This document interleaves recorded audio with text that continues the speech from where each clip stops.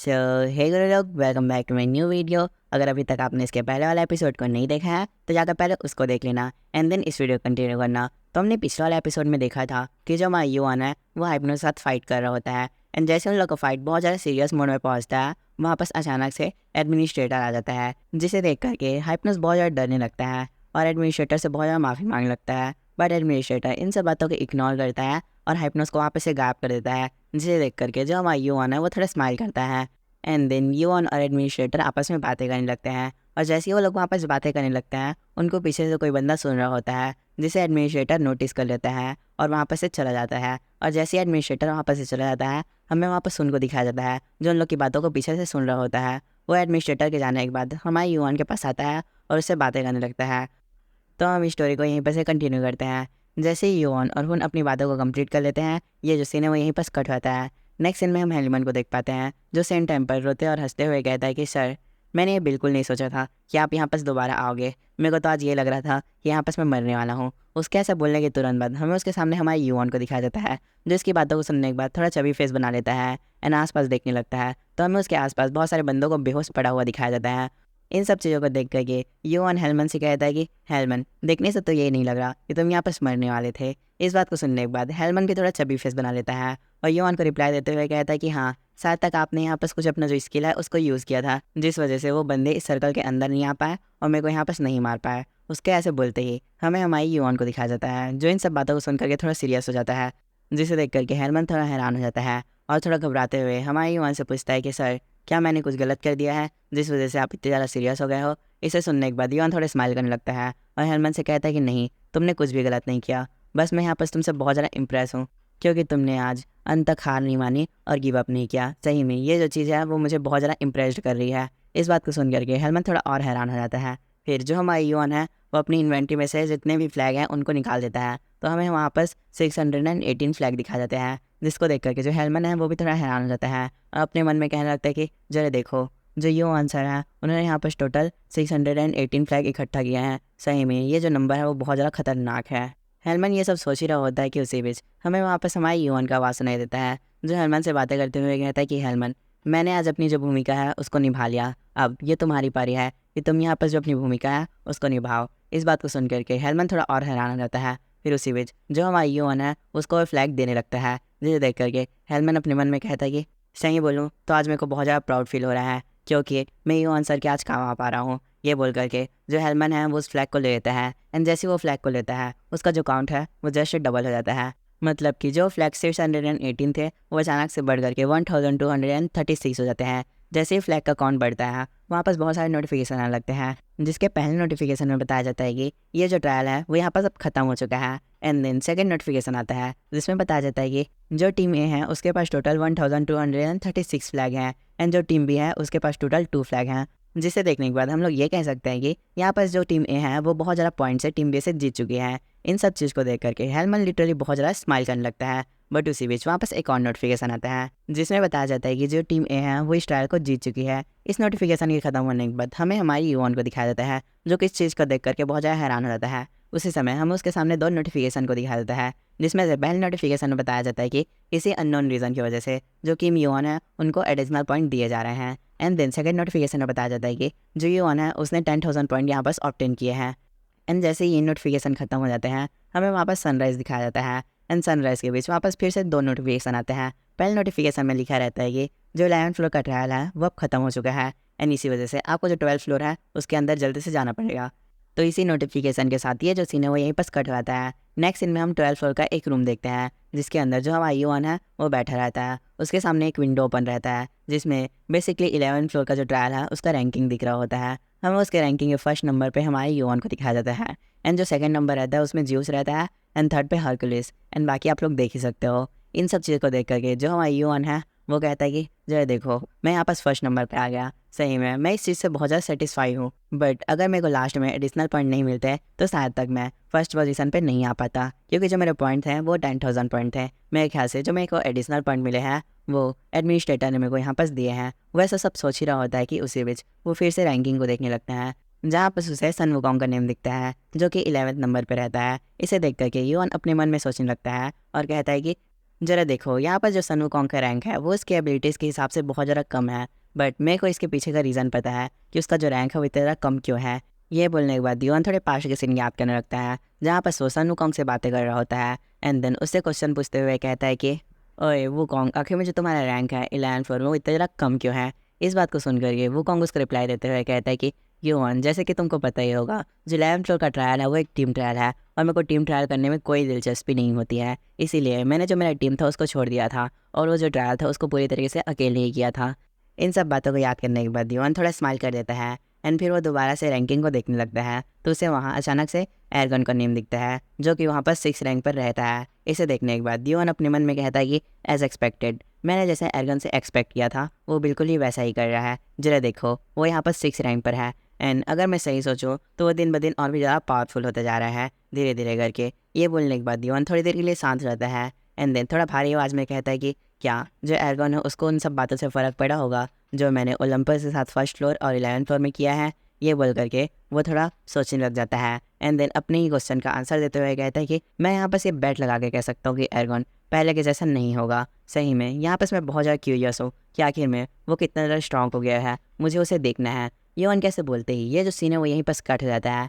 Next scene में हमें नेमगुन family के बारे में बताया जाता है। ये जो नेमगुन फैमिली है वो हेवनली डिवाइन कल्ट से भी बहुत ज़्यादा बड़ी फैमिली है एंड ये मरीम के सेंटर में एग्जिस्ट करती है और इसके अंदर से आज तक बहुत सारे हाई रैंकर्स एंड रैंकर्स निकले हुए हैं। बट एक समय ऐसा आया था कि ये जो फैमिली है वो पूरी तरीके से ख़त्म होने वाली थी। बट उसी समय इसके अंदर से एक बंदा आया जिसका नाम है नेमगुन जिनवो। उसने इस फैमिली को पूरी तरीके से एक्सटेंड होने से बचा दिया और इसकी ग्लोरी में वापस ले आया। तो इसी के साथ ये जो इन्फॉर्मेशन है वहीं पर ख़त्म हो जाती है। नेक्स्ट सीन में हमें नेमगुन जिनवो को दिखाया जाता है जिसके सामने में जो हुन है वो बैठा रहता है। नेमगुन जिनवो हुन से बात करते हुए कहता है कि तो जो 11 फ्लोर है उसमें पूरी तरीके से मैस हो गया था। इस बात को सुनने के बाद हुन जवाब देते हुए कहता है कि हाँ, आप यहाँ पर बिल्कुल सही बोल रहे हैं, क्योंकि जो 11 फ्लोर है उसके अंदर पूरी तरीके से तबाही मच गई थी। यहाँ तक ये जो चीज़ है वो इतनी बड़ी हो गई कि वापस एडमिनिस्ट्रेटर को आना पड़ा इन सब बातों को सुलझाने के लिए। इसी वजह से मैं यहाँ पर अपने शेड्यूल से पहले आ गया ताकि मैं आपको इन सब बातों को बता सकूँ, क्योंकि मेरे को आपको इन सब बातों को प्लेयर गेट के अंदर बताना सही नहीं लग रहा था।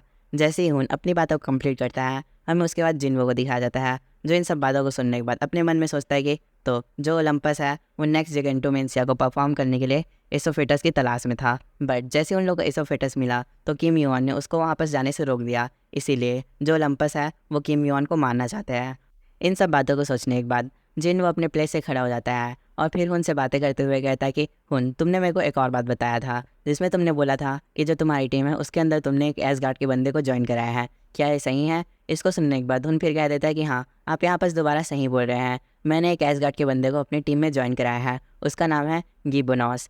जैसे ही हुन इन सब बातों को बोलता है हमें दोबारा से जिन्वो को दिखाया जाता है जो इन सब बातों को सुनने के बाद अपने मन में सोचता है और फिर उनको रिप्लाई देते हुए कहता है कि तो मेरे ख्याल से यहाँ पर कुछ मैटर नहीं होगा जब तक इस चीज़ के बारे में एसगार्ड को पता ना चले। एंड जैसे ही एसगार्ड के बंदों को इन सब बारे में पता चला तो यहाँ पर थोड़ा थोड़ा मैटर क्रिएट हो सकता है। ये बोल करके वो वहाँ पर से चलने लगता है और जाने लगता है। फिर वो जाते जाते हुन से कह देता है कि तो हुन, तुम ये वहाँ से थोड़ा संभाल के रहना, क्योंकि वो बहुत ज़्यादा डेंजर पर्सन है। मेरे ख्याल से हम यहाँ पर एक बीच स्टॉम के बीच में खड़े हुए हैं। एंड हाँ, इस बार का जो मरीन का ग्रैंड कॉम्पिटिशन रहेगा उसमें भी तुम बच के रहना, क्योंकि इस बार उसमें बहुत ज़्यादा तबाही मचने वाली है। उसके ऐसा कहते ही ये जो सीन है वो यहीं पर कट हो जाता है। नेक्स्ट सीन में हमें हमारे युआन को दिखाया जाता है जिसके सामने बहुत सारे टारगेट्स रहते हैं। उन सारे टारगेट्स को देख करके युआन एक भाला पकड़ लेता है एंड उसके अंदर अपनी जो डिवाइन फ्लेम है उसको डालने लगता है। एंड जैसे ही डिवाइन फ्लेम उसके अंदर चला जाता है युआन उसको बहुत ज़्यादा ताकत लगा करके उन टारगेट्स की तरफ फेंक देता है। उसी समय वो अपनी जो सीनरी आई है उसको भी एक्टिवेट कर लेता है। फिर हमें दिखाया जाता है वो जो टारगेट है उस पर जाकर के जो भाला है वो डायरेक्ट लगा होता है जिससे वो टारगेट पूरी तरह से टूट जाता है। एंड देन उसी समय हमें कुछ बंदों को दिखाया जाता है जो इस चीज़ को देख करके लिटरली बहुत ज़्यादा शौक हो जाते हैं। एंड फिर आपस में बातें करते हुए कहते हैं कि जरा देखो जो युआन के स्पीयर्स हैं वो एकदम एक्यूरेटली उन पॉइंट पर लग रहे हैं। इस बात को सुनने के बाद उसके बगल वाला बंदा कहता है कि हाँ, तुम बिल्कुल सही बोल रहे हो और ज़रा देखो उसकी जो स्पीड है वो ही बढ़ती जा रही है। उस बंदे के ऐसे कहने के बाद हमें और भी बहुत सारे स्पीयर्स को दिखाया जाता है जो लगातार जाकर के टारगेट पर लग रहे होते हैं।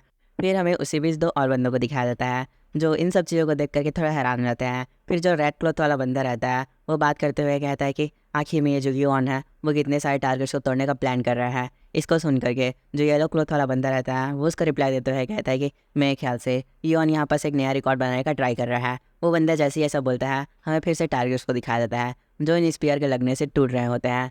फिर हमें वहाँ पर हमारे यून को दिखाया जाता है, जिसके पास एक नोटिफिकेशन आता है। नोटिफिकेशन में बताया जाता है कि आपने यहाँ पास टोटल 1000 टारगेट को डिस्ट्रॉय किया है। इस चीज़ को देखने के बाद यून अपने मन में कहता है कि वाह, जरा देखो, यहाँ पास मैंने 1000 टारगेट को डिस्ट्रॉय कर दिया है। बट ये जो चीज़ है वो मेरे लिए बस एक प्रैक्टिस है, क्योंकि मुझे मरीम के ग्रैंड कॉम्पिटिशन में पार्टिसिपेट लेना है। यून के ऐसे बोलने के बाद उसके पास लिटरली और भी बहुत सारे नोटिफिकेशन आने लगते हैं, जिनमें से पहले नोटिफिकेशन में बताया जाता है कि जो यून है उसने 19 फ्लोर को क्लियर कर दिया है, जिस वजह से वो अब नेक्स्ट फ्लोर में जा सकता है। तो इस नोटिफिकेशन को देख करके हम लोग ये बता सकते हैं कि जो हमारा यून है वो अब 19 फ्लोर तक पहुंच चुका है एंड उसने 19 फ्लोर को भी क्लियर कर दिया है। फिर हम सेकंड नोटिफिकेशन की तरफ आगे बढ़ते हैं। तो जो सेकंड नोटिफिकेशन है उसमें बताया जाता है कि जो हमारा यून है उसने अब एक लेवल अप कर दिया है। फिर जो थर्ड नोटिफिकेशन रहता है उसमें बताया जाता है कि जो हमारे यून के स्टैट्स हैं वो 1+ से इंक्रीज़ हो रहे हैं। फिर जो लास्ट नोटिफिकेशन रहता है उसमें बताया जाता है कि यून को इस ट्रायल को कंप्लीट करने के लिए रिवॉर्ड के रूप में 50,000 पॉइंट मिले हैं। इन सब नोटिफिकेशन की ख़त्म होने के बाद हमें हमारे यून को दिखाया जाता है,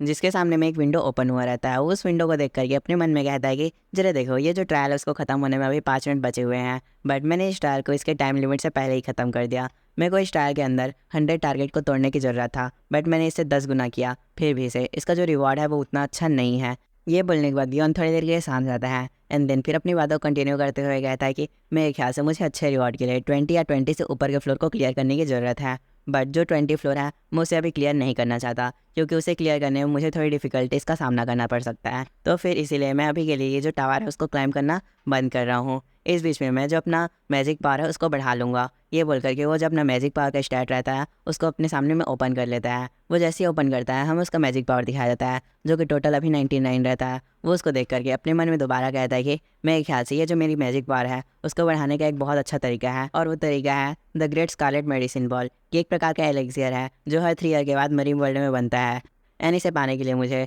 the grand competition of Maryam में पार्टिसिपेंट लेना पड़ेगा। ये बोलने के बाद यून सामने चलने लगता है एंड फिर वो सामने चलते चलते अपने मन में कहने लगता है कि जो grand competition of Maryam world है वो कुछ दिन में स्टार्ट होने वाला है, तो फिर क्या मुझे वहाँ पर रजिस्ट्रेशन के लिए चला जाना चाहिए। उसके ऐसा बोलने के बाद ये जो सीन है वो यहीं पर कट हो जाता है। नेक्स्ट सीन में हम 10th फ्लोर के मरीम रेलम को देख पाते हैं, जहाँ पर कुछ लोग आपस में बात करते हुए कह रहे होते हैं कि इस बार का जो कंपटीशन है वो सही में बहुत ज़्यादा खतरनाक होने वाला है, क्योंकि इस बार बहुत ज़्यादा तगड़े तगड़े बंदे लोग ने पार्टिसिपेट लिया है। उसके ऐसे बोलते ही उसकी जो बगल वाली लड़की रहती है वो बात करते हुए कहती है कि मेरे ख्याल से इस बार का जो विनर रहेगा वो नैमगुन फैमिली का खून रहेगा, क्योंकि वो बहुत ज़्यादा पावरफुल है। उसके ऐसा कहने के बाद उसके जो बगल वाले और बंदे रहते हैं वो उसके रिप्लाई देते हुए कहते हैं कि नहीं, तुम यहाँ पर गलत हो। मेरे ख्याल से ये जो एर्गन है ओलंपस का वो विनर रहेगा, क्योंकि मैंने उसके बारे में कुछ रूमर सुने हैं, और वो रूमर्स ये है कि जो एर्गन है उसने अभी तक 25 फ्लोर को क्लियर कर दिया है, और वो इस कंपटीशन के लिए आगे के जो फ्लोर्स हैं उसको अब क्लियर नहीं करने वाला है। एंड अगर ये रूमर सही हैं तो मेरे ख्याल से वो 10 ईयर के अंदर एक रैंकर बन जाएगा, क्योंकि उसके फ्लोर क्लियर करने की स्पीड बहुत ज़्यादा खतरनाक है। वो बंदा जैसे इस बात को बोलता है हमें उसके सामने एक और बंदे को दिखाया जाता है जो लिटरली अपने टेबल से खड़ा हो जाता है, और वो चिल्लाकर कहता है कि यहाँ पर एक बहुत बड़ी न्यूज़ है, कि वो न्यूज़ ये है कि जो ग्रैंड कंपटीशन है उसमें जो यून है वो भी ज्वाइनिंग कर रहा है। इस बात को सुन करके उस सामने वाला बंदा रहता है वो भी लिटरली बहुत ज़्यादा शॉक हो जाता है, एंड फिर वो अपने आप को संभाल करके थोड़ी देर बाद कहता है कि मैंने सोचा था कि जो यून है वो अभी टावर को क्लाइम करने में फोकस करेगा, क्योंकि उसने बहुत बड़ी बड़ी गिल्डों का जो स्पॉन्सरशिप है उसको ठुकरा दिया है, एंड अगर वो किसी भी गिल्ड में ज्वाइन नहीं होना चाहता तो आखिर में वो ग्रैंड कंपटीशन में पार्टिसिपेट ही क्यों ले रहा है। इस बात को सुनने के बाद जो उसके बगल वाला बंदा रहता है वो उसका रिप्लाई देते हुए कहता है कि मेरे ख्याल से वो जो ये कंपटीशन है उसके अंदर इसके रिवॉर्ड के लिए ज्वाइन हो रहा है। ये बोलने के बाद वो बंदे थोड़ी देर के लिए शांत जाते हैं और अपना जो खाना है उसको खाने लगते हैं, एंड फिर उसी बीच वहाँ पर एक बंदा बोलता है कि चलो यहाँ पर एक बैट लगाते हैं कि वन किसी गिल्ड में ज्वाइन होगा या नहीं होगा। इस बात को सुन करके उससे सामने वाला बंदा कहता है कि हाँ, मैं सही में यहाँ बस बहुत ज़्यादा क्यूरियस हूँ कि आखिर में यून को कितने सारे गिल्ड के रिक्वेस्ट आएंगे और वो ज्वाइन होगा या नहीं होगा। उन लोग कैसे बात करते ही समय हमें वहाँ पर एक कार्सल को दिखाया जाता है, जिसके अंदर हम हमारी यून को देख पाते हैं जो बहुत सारे गिल्ड के बंदों को रिफ्यूज़ कर देता है। वहाँ पर लिटरली बहुत सारे बंदे रहते हैं जो हमारी यून का जवाब सुन करके लिटरली बहुत ज़्यादा हैरान हो रहे होते हैं। फिर हम उसके सामने में अभी एक ब्लू मैन को दिखाया जाता है जिसका नाम रहता है बर्लिन, और ये एक ड्रैगन रेस का बंदा है जो हमारे यून को यहाँ पर ज्वाइन कराने के लिए आया है। वो हमारे यून से बात करते हुए कहता है कि प्लीज़ सर, आप हमारे जो गिल्ड है उसके अंदर ज्वाइन हो जाइए। इसके जवाब में यून से कह देता है कि नहीं, मैं तुम लोग के गिल्ड के अंदर ज्वाइन नहीं हो सकता। ये बोल करके वो लोग आपस में बातें कर ही रहे होते हैं कि उसी बीच वहाँ पास एक बंदा आ जाता है जो हमारे यून को देखकर कहता है कि तो आखिर में आप ऐसा यून, वैसा बोल करके अपना जो हाथ है वो आगे बढ़ा देता है और कहता है कि मैं जॉइन गिल्ड का गिल्ड लीडर हूँ। तो गाइस यहाँ पर मैं बता दूँ, ये जो जॉइन गिल्ड है वो एंजल की गिल्ड है, जिसके अंदर एंजल हमारे योन को ऐड करना चाहते थे, बट योन ने सीधा मना कर दिया था कि वो उसको गिल्ड के अंदर नहीं आ सकता। तो इसी के साथ हम स्टोरी को फिर कंटिन्यू करते हैं। इस बंदे को आते हुए देख कर कि योन थोड़ा गुस्से में बोलता है कि तुम यहाँ पर ऑलरेडी 13 बार आ चुके हो, फिर भी से तुम अभी तक इस बात को नहीं समझे कि मैं तुम्हारी गिल्ड में ज्वाइन नहीं हो सकता। इस बात को सुनने के बाद वो बंदा कहता है कि नहीं, ऐसी बात नहीं है, मैं बस यहाँ पर तुम्हें ये कार्ड देने आया हूँ। ये बोल करके वो अपना जो कार्ड है उसको आगे कर देता है। फिर वो अपने मन में सोचने लगता है कि सही में ये जो बंदा है वो लिटरली बहुत ज़्यादा अनोइंग है और एरोगेंट है। अगर मुझे सही में इस बंदे की ज़रूरत नहीं रहती मेरी गिल्ड में, तो मैं इसे कभी भी ज्वाइनिंग का रिक्वेस्ट नहीं करता। बट इस बंदे की मुझे अभी बहुत ज़्यादा ज़रूरत है मेरी गिल्ड में, इसीलिए मुझे अभी इससे बहुत ज़्यादा पोलाइटली बात करना चाहिए। ये सब बातें सोचने के बाद वो हमारे यून से बड़े प्यार से कहता है कि यून, अगर तुम हमारी गिल्ड में अभी ज्वाइन नहीं होना चाहते तो कोई बात नहीं, बट इन फ्यूचर अगर तुम हमारी गिल्ड में ज्वाइन होना चाहो तो हमेशा यहाँ पर तुम्हारे लिए एक प्लेस खाली रहेगी। वो वैसा बोल करके सामने देखने लगता है। तो इसके जवाब में हमारे यून उसको रिप्लाई देते हुए कहता है कि मेरा फ्यूचर में भी कोई प्लान नहीं है तुम जैसे गिल्ड को ज्वाइन करने का, तो इसीलिए प्लीज़ तुम सब यहाँ पर से चले जाओ। यून ऐसा बोल ही रहा होता है कि उसी बीच वहाँ पर से एक बंदा आ जाता है, जो उस बंदे का कार्ड लेते हुए कहता है कि आखिर में तुम सब यहाँ पर यून को क्यों छेड़ रहे हो। उसने एक बार बोल दिया ना कि वो किसी भी गिल्ड में ज्वाइन नहीं होना चाहता तो नहीं होना चाहता। वो जैसे इस बात को बोलते हैं, हमें उस बंदे का चेहरा दिखाया जाता है, जो और कोई नहीं एरगन रहता है। फिर एरगन यून से बात करते हुए कहता है कि सही में ये बहुत ज़्यादा लंबा समय होगा तब से हम नहीं मिले हैं। वो ऐसा बोल करके वो जो कार्ड रहता है उसको जला देता है और बहुत ज़्यादा स्माइल करने लगता है, जिसे देख करके यून अपने मन में कहता है कि सही में इसका जो एंट्री था वो लिटरली बहुत ज़्यादा खतरनाक एंट्री था। वो ऐसा मन में सोचने के बाद एरगन को रिप्लाई देते हुए कहता है कि हाँ, तुम यहाँ पर से जा सकते हो। इस बात को सुन करके एरगन भी बहुत ज़्यादा चबी फेस बना देता है और थोड़ा गुस्सा होते हुए कहता है कि हाँ, क्या तुम सीरियस हो। जिसके जवाब में यून कह देता है कि हाँ, मैं सीरियस हूँ, तुम भी यहाँ पर से जा सकते हो। इस बात को सुन करके जो बर्लिन रहता है वो बहुत ज़्यादा हैरान रहता है एंड अपने मन में कहता है कि जरा देखो, ये जो बंदा है उसने ओलंपस के एरगन को भी यहाँ पर से भेजने का हिम्मत किया है। वो ऐसा सोच ही रहा होता है कि उसी बीच हमारा यून एरगन से बात करते हुए कहता है कि नहीं, मैं यहाँ बस मजाक कर रहा हूँ, तुम यहाँ पर रुक सकते हो। इस बात को सुन करके जो एरगन है उसकी जान में जान आता है। फिर हमें उसके पीछे उन दोनों बंदों को दिखाया जाता है, जो इन सब चीज़ों को ऐसा होते हुए देख करके बहुत ज़्यादा हैरान हो रहे होते हैं। बट फिर उसी समय यून एरगन को पकड़ करके अपने रूम के अंदर ले जाता है एंड जो दरवाज़ा रहता है उसको उन लोग के मुंह के सामने बंद कर देता है। वो जैसे ही इस हरकत को करता है वहाँ पर जो तीनों बंदे रहते हैं वो बहुत ज़्यादा गुस्सा हो जाते हैं एंड फिर जो ग्रीन कपड़े वाला बंदा रहता है वो बर्लिन से बात करते हुए कहता है कि गिल्ड मास्टर, जरा देखिए, अब ये सही में बहुत ज़्यादा हो गया। ये बंदा लगातार हम लोग के गिल्ड का डिसरिस्पेक्ट कर रहा है। अगर ये चाहता तो आपको यहाँ पर वोटिंग के लिए तो पूछ ही सकता था, बट उसने ऐसा नहीं किया। उल्टा उसने आपके सामने जो दरवाज़ा है उसको ही बंद कर दिया। इस बात को सुनने के बाद बर्लिन उसको रिप्लाई देते हुए कहता है कि तुम चुप करो, तुम्हें यहाँ पर सभी कुछ नहीं पता। अगर मैं सही बोलूँ तो हमें उस बंदे की अपनी गिल्ड में बहुत ज़्यादा ही ज़रूरत है, इसीलिए मैं उससे इतना ज़्यादा रिक्वेस्ट कर रहा हूँ गिल्ड को ज्वाइन करने के लिए। और हम यहाँ पास अकेले ऐसे बंदे नहीं हैं जिसके साथ वो ऐसा व्यवहार कर रहा है, वो सारे ही गिल्ड को ऐसा ही ट्रीट कर रहा है, तो फिर ये चलता है। इस बात को जो जॉइन गिल्ड का गिल्ड लीडर रहता है वो भी सुन रहा होता है। वो इन सारी बातों को सुनने के बाद उन लोग से कहता है कि मेरे ख्याल से अब हमें यहाँ पर से चलना चाहिए, क्योंकि हमारे यहाँ पर सब कोई काम नहीं है। इस बात को सुनने के बाद वहाँ पर तीनों जने हाँ बोल देते हैं एंड देन वहाँ पर से चले जाते हैं। एंड जैसे ही वो लोग वहाँ पर से जाते हैं हमें रूम के अंदर का सीन दिखाया जाता है, जहाँ पर सरगन रूम को देख कर ये बहुत ज़्यादा हैरान हो जाता है एंड फिर यून से बातें करते हुए कहता है कि यून, सही में ये जो रूम है वो लिटरली बहुत ज़्यादा बढ़िया है, आखिर में तुमने कितने सारे पॉइंट्स दे करके इस रूम को लिया है। इस बात के रिप्लाई में यून कह देता है कि अगर मैं सही सही बताऊँ तो मैंने इस रूम को लेने के लिए बहुत ज़्यादा पॉइंट्स नहीं दिए हैं एंड मैंने इस रूम को इसलिए लिया है ताकि यहाँ पर मैं रेस्ट कर सकूँ, जो कि मैं यहाँ पर नहीं कर पा रहा हूँ। यून ऐसा बोल ही रहा होता है कि उसी बीच उसके डोर पे नॉक होने लगता है एंड उसके डोर के बाहर से कोई बंदा यून को चिल्ला कर कह रहा होता है कि सर यून, क्या आप अंदर में हैं? और अगर आप अंदर में हैं तो क्या आप मेरे से बात करना चाहते हैं? इस बात को सुनने के बाद एरगन थोड़ा हैरान हो जाता है। फिर वो यून को रिप्लाई देते हुए कहता है कि हाँ, तुम सही बोल रहे हो, तुमने इस रूम को रेस्ट करने के लिए लिया है, पर जो बंदे हैं वो तुम्हें यहाँ पर रेस्ट नहीं करने दे रहे हैं। वो ऐसा बोल करके एक चेयर पर जाकर बैठ जाता है एंड फिर जो यून है वो भी उसके सामने जाकर बैठ जाता है। फिर यून एरगन से पूछता है कि एरगन, और बताओ तुम यहाँ पर क्या क्या कर रहे हो एंड जो तुम्हारे टीममेट हैं वो आखिर में कहाँ पर हैं? इसके जवाब में एरगन कह देता है कि जो मेरे टीममेट्स हैं वो अभी अपनी जो ट्रेनिंग है उसके ऊपर ध्यान दे रहे हैं एंड वो इस ग्रैंड कॉम्पिटिशन में पार्टिसिपेट नहीं ले रहे हैं।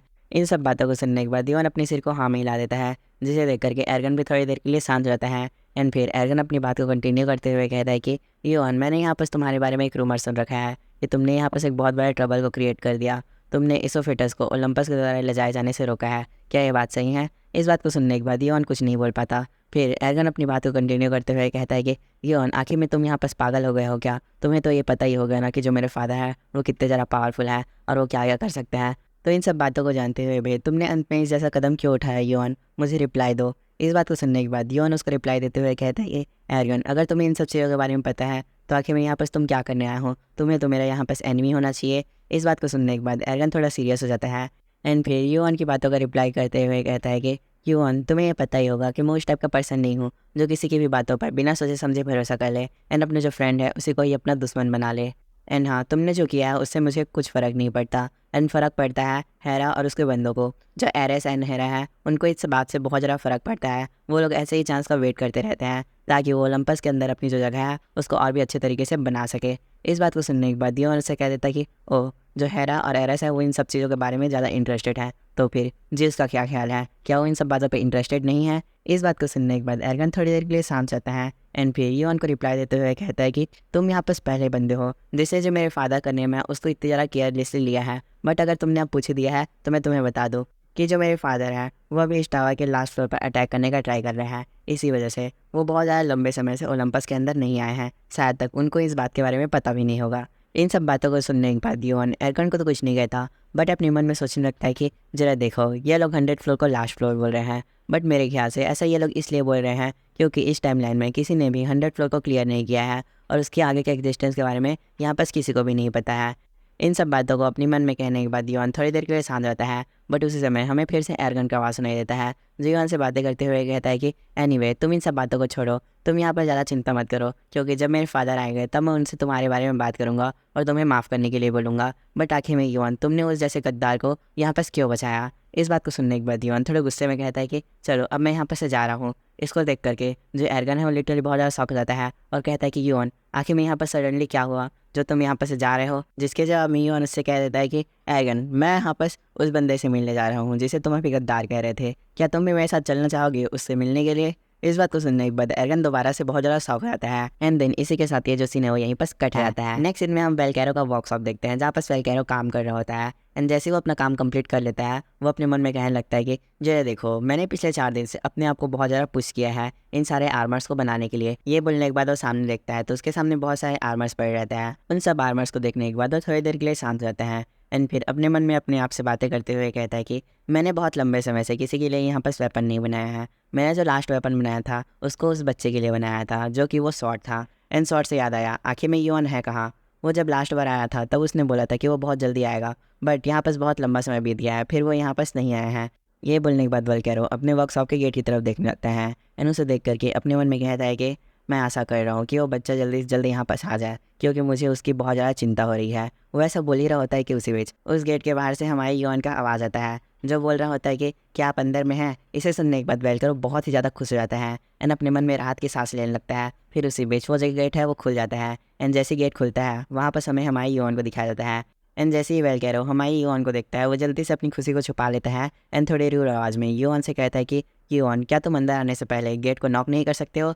इस बात को योन सुनने के बाद थोड़ा इग्नोर कर देता है। फिर हमें उसके पीछे एर्गन को दिखाया जाता है जो भी चलते चलते इस रूम के अंदर आ जाता है एंड जैसे ही वेलकैरो एर्गन को देखता है वो हमारी योन से पूछता है कि योन, आखिर में तुम अपने साथ किस बंदे को लाए हो। इसके जवाब में योन तो कुछ नहीं कहता बट एर्गन अपना इंट्रोडक्शन देते हुए कहता है कि मैं एर्गन हूँ।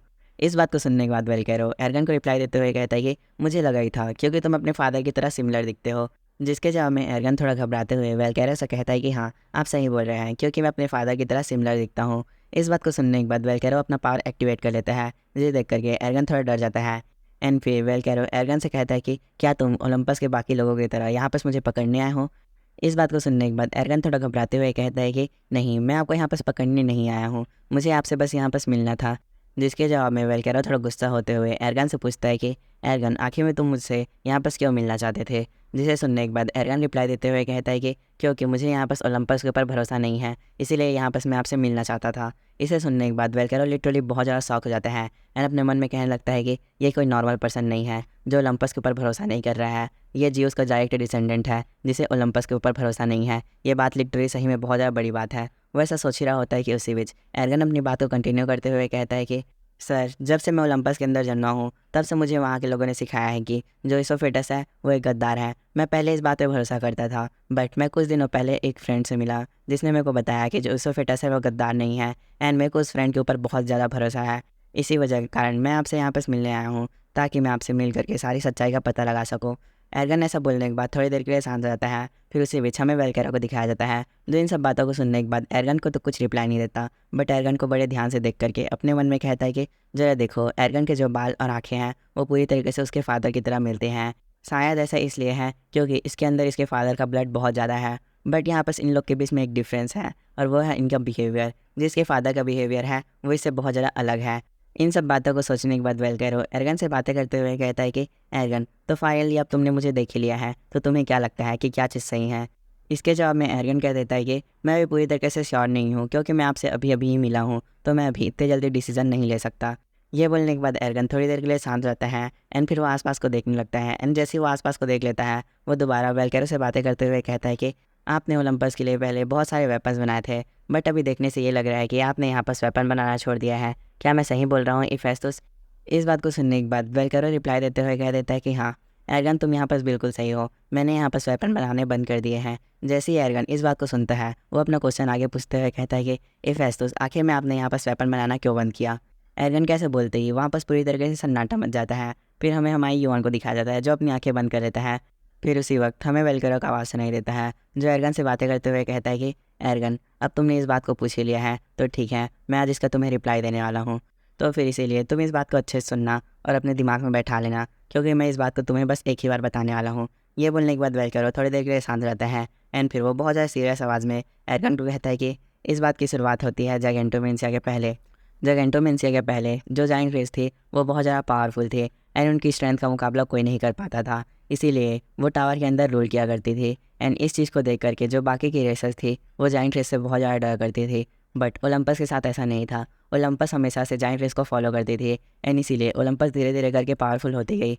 एंड जो जाइंट रेस थी वो भी ओलंपस को अपना एनिमी नहीं मानती थी और ओलंपस को बहुत ज़्यादा सपोर्ट करती थी और अपना एक फ्रेंड मानती थी।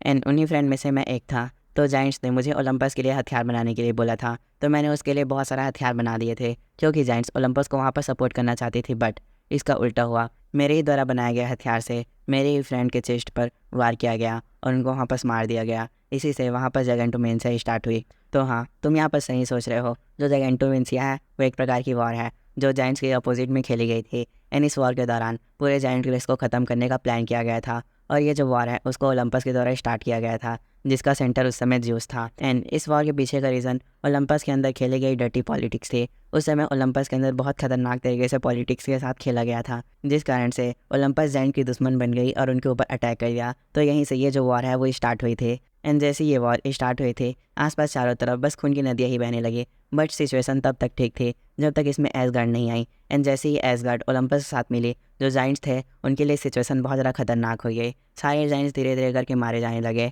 और इन दी एंड जो जाइंट्स थे वो बुरी तरीके से सेक्रीफाइस हो गए। जो मेरे सारे फ्रेंड्स थे उनको मेरे ही वेपन का यूज़ करके मारा गया। इसी वजह के कारण मैंने ओलंपस का साथ छोड़ दिया एंड जो वेपन बनाना है उसको भी बंद कर दिया। वेलकेरो के ऐसा बोलते ही वहाँ पर फिर से सन्नाटा मच जाता है। बट उसी बीच हमें हमारी युवान को दिखाया जाता है, जो इन सारी बातों को सुनने के बाद अपने आप से बातें करते हुए अपने मन में कहता है कि मुझे याद है जब पिछली बार बूढ़े आदमी ने मुझे इन सारी बातों को बताया था तो वो बहुत ज़्यादा रो रहा था और मुझे पूरी तरीके से यकीन है वो इस बार बहुत ज़्यादा बेकार फील कर रहा है। फिर भी वो अपने आप को कंट्रोल कर रहा है रोने से। एंड जो वेलकेरो है वो सही में दिल का बहुत ज़्यादा अच्छा है। वो भले ही अपने आप को रूड दिखाए बट वो मेरी बहुत ज़्यादा चिंता करता है। युवान के ऐसा कहने के तुरंत बाद हमें वहाँ पर वेलकेरो को दिखाया जाता है, जो लिटरली बहुत ज़्यादा सैड हो रहा होता है। एंड फिर वो अपनी बात को कंटिन्यू करते हुए एर्गन से कहता है कि कुछ सालों पहले मुझे फिर से ओलंपस के द्वारा बुलाया गया था और उन्होंने मुझे ये बोला कि मैं उनके लिए फिर से वेपन बनाना स्टार्ट कर दूँ, क्योंकि कुछ जाइंट्स यहाँ पर बच गए थे जो अब धीरे धीरे करके गैदर हो रहे हैं। इस बात को सुनने के बाद एर्गन लिटरली बहुत ज़्यादा शॉक हो जाता है एंड देन थोड़ा घबराते हुए आवाज़ में कहता है कि आप मुझे अब ये मत बोलना कि ये लोग फिर से जैगेंटोमेंसिया का परफॉर्म करने वाले हैं। इसके जवाब में वेलकेरो कहता है कि हाँ, तुम सही सोच रहे हो, जो ओलंपस है वो नेक्स्ट जैगेंटोमेंसिया का परफॉर्म करने के लिए तैयारी कर रही हैं। बट ये जो चीज़ है वो भी प्रिपरेशन स्टेज में है, तो इसको होने के लिए थोड़ा समय लगेगा। इस बात को सुनने के बाद एर्गन लिटरली बहुत ज़्यादा फिर से शॉक हो जाता है। फिर इसके थोड़े समय बाद हमें दोबारा वेलकेरो का आवाज़ सुनाई देता है, जो एर्गन से बातें करते हुए कहता है कि एर्गन, अब तुम्हें क्या लगता है कि क्या मैं गलत हूँ या सही हूँ? और अगर तुम्हें सही में ये लग रहा है कि मैं गलत हूँ तो ठीक है, मैं गलत ही सही। बट अगर ओलंपस दोबारा ऐसा चीज़ करे तो मैं दोबारा से उसके अगेंस्ट में फ़ाइट करने के लिए तैयार हूँ। ये बोलने के बाद वेलकेरो थोड़ा सामने चलने लगता है। फिर उसी बीच वो हमारी योन को आवाज़ देता है और कहता है कि योन, मेरे पास तुम्हारे लिए कुछ चीज़ है, क्या तुम उसे देखना चाहते हो? इसे सुनने के बाद योन हाँ कह देता है।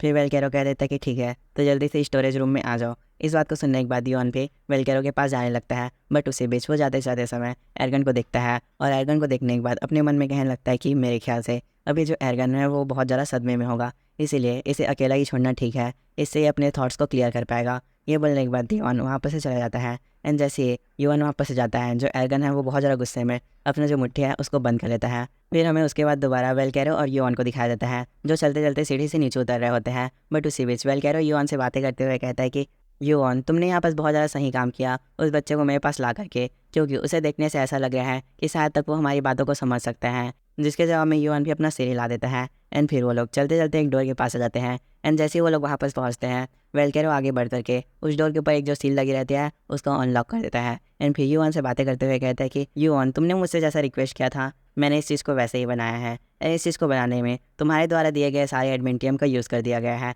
ये बोल करके वो उसके सामने एक ग्लव ले आता है। एंड फिर वो उसको दिखाते हुए कहता है कि बट इस बार मैंने इसका नेम को खुद से दिया है, एंड इसका जो नेम है उसका नेम है क्राई। इस बात को सुनने के बाद युआन थोड़ा सरप्राइज हो जाता है। एंड फिर उस ग्लव की तरफ देखने लगता है, और उस ग्लव को देख करके अपने मन में कहता है कि जरा देखो, इस बार बूढ़े आदमी ने इसका जो नेम है उसको क्नाई रखा है। एंड अगर मैं यहाँ पर अच्छे से याद करूँ तो जो हेडेस के पास वेपन है द हेल्म ऑफ इनविंसिबिलिटी, उसका भी नेम क्नाई है, जिसको वेलकेरो ने पास्ट में बनाया था। तो इस हिसाब से जो इस बार बूढ़े आदमी ने इसका नेम रखा है वो अपने पुराने वेपन से सिमिलर रखा है। युआन ये सब सोच ही रहा होता है कि उसी बीच वेलकेरो उससे बात करते हुए कहता है कि युआन, मैंने इसके अंदर तुम्हारी डार्क डिवाइन क्रिस्टल को भी लगा दिया है, जिससे अब तुम डार्क डिवाइन क्रिस्टल की पूरी पूरी पावर का यूज़ कर पाओगे। इस बात को सुनने के बाद युआन और भी बहुत ज़्यादा खुश हो जाता है। एंड फिर वेलकेरो से कहता है कि क्या मैं इसे पहन के देख सकता हूँ। ये सुनने के बाद वेलकेरो भी उसे हाँ कह देता है।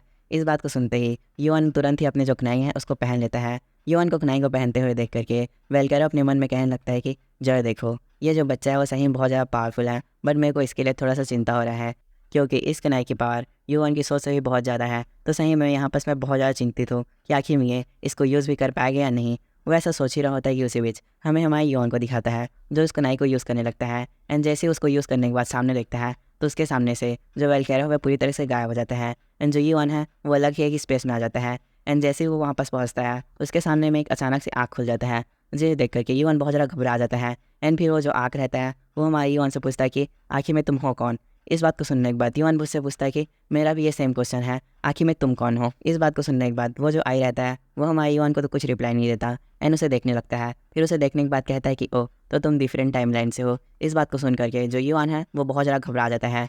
सो है गाइस, ये वीडियो बस यहीं तक था। आई होप आपको ये वीडियो अच्छा लगा होगा। एंड अगर आपको ये वीडियो अच्छा लगा है तो एक लाइक कर देना एंड कमेंट कर देना। एंड अगर आपको इस सीरीज़ के अंदर वेलकेरो का कैरेक्टर अच्छा लग रहा है तो हैशटैग वेलकेरो डाल देना। एंड मेरे को पता है आप लोग ये सोच रहे होंगे कि ये जो एपिसोड है वो इतना ज़्यादा छोटा क्यों है।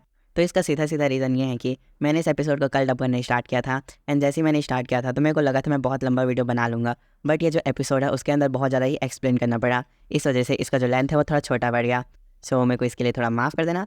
एंड रही बात मेरे चैनल पर वीडियो अपलोड ना करने की, तो इसका रीज़न तो आप लोग को पता ही है कि जो मेरा चैनल वो डिमोनेटाइज हो रखा है। तो मैं सोच रहा हूँ कि मैं सेकंड चैनल ओपन कर लूँ। एंड अगर आप लोग को लगता है कि मैं सेकंड चैनल ओपन करना चाहिए तो कमेंट करके बता देना। तो इस वीडियो को यहीं पर रैप अप करते हैं। Till there take care and bye bye. And हाँ, मैंने अपना जो हेडबैंड है उसको चेंज कर दिया है। तो अगर आपको ये वाला हेडबैंड अच्छा लग रहा है तो हैशटैग हेडबैंड डाल देना। जो लोग भी हैशटैग हेडबैंड डालेंगे अगले वीडियो में मेरे से शॉर्ट आउट मिलेगा उनको। तो इसीलिए कमेंट करना मत भूलना और लाइक भी कर देना।